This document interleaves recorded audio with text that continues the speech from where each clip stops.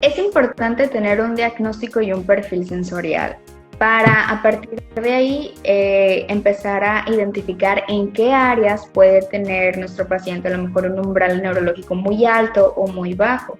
Umbral neurológico hace referencia a qué tantos estímulos necesita ese conjunto de neuronas para poder responder. Entonces de ahí viene la clasificación, que son muy hipersensibles o muy hiposensibles, que de pronto necesitan un estímulo muy fuerte para responder, o hay pacientes que con el más mínimo estímulo responden.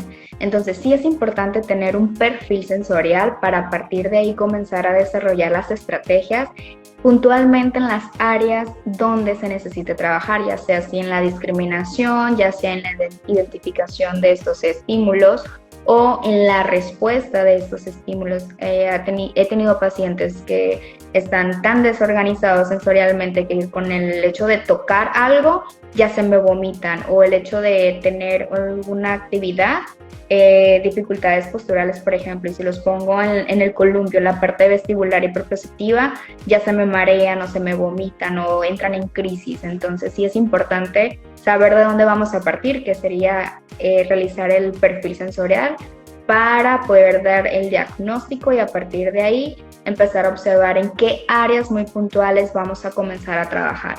Hay pacientes que solamente necesitan estimulación en la parte táctil, hay pacientes que tienen dificultades en la modulación, propioceptiva, vestibular, entonces desde ahí podemos ir teniendo como que estas estrategias para saber qué es lo que vamos a trabajar y cómo lo vamos a trabajar. ¿Y cómo se realiza ese perfil sensorial? ¿Y cuáles son los criterios? ¿Cuál es el personal del área de salud que realiza ese examen? Los perfiles sensoriales, los profesionales de la salud que pueden aplicarlos son los terapeutas ocupacionales, los fisios que estamos capacitados en esa área. Se necesita un documento donde te avale que eres candidato, que te certificaste, vaya, para poder aplicar esos. Son una serie de cuestionarios, el perfil sensorial. En lo personal, el proceso de evaluación, cuando yo hago un perfil sensorial, desde la historia clínica yo voy observando las necesidades sensoriales que tiene mi paciente.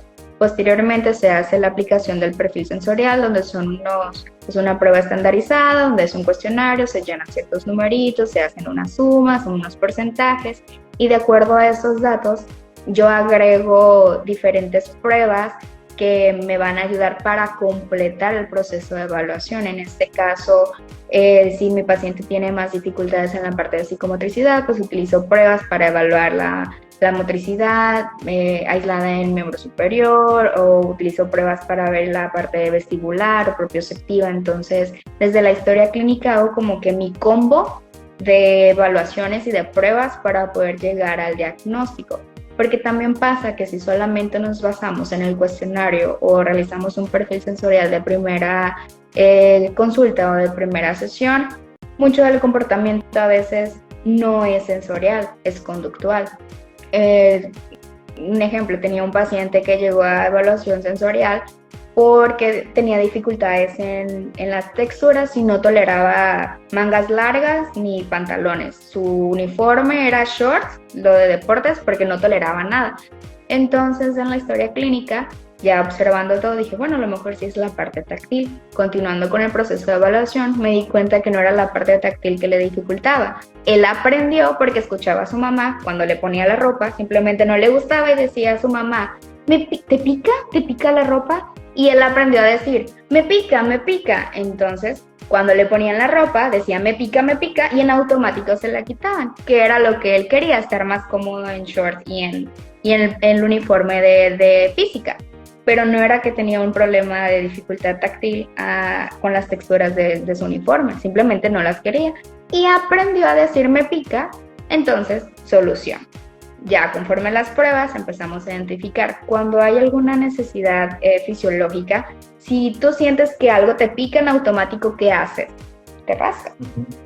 Y el paciente en ningún momento había esta necesidad de alivio, de ay, ya me lo quité y siento un descanso. No había ninguna respuesta, simplemente me pica, me pica, me pica. Pero pues lo aprendió de la mamá. Entonces hay mucho comportamiento, como te mencionaba al inicio de esta entrevista.